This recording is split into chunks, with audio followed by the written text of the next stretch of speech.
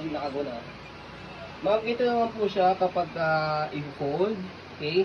So, etong color white na to, pe-press nyo siya. Pero kailangan, kapag i-fold po niya siya, okay, nakahiga siya. Okay? Press nyo po ito.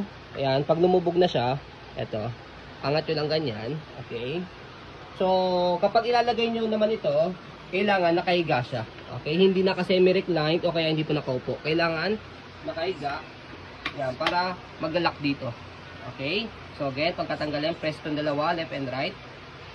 Okay? After nyan, sa handle, okay? So, ito kanina, sa pag-reverse, baba nyo naman siya. Okay? Pag nababa nyo na siya, hawakan nyo na dito sa gitna. Yan. Okay? So, ganun po siya kapag ka-finold. Okay? So, kapag ka-assemble, yan, bukan nyo ng ganyan. So, katulad ng sinabi ko kanina, yan, kailangan nakahiga siya para ito mag-lock siya rito. Ayan. Tutunog naman po yan kapag nakalock na. Ayan. Okay, so yun. Okay, so maraming salamat po.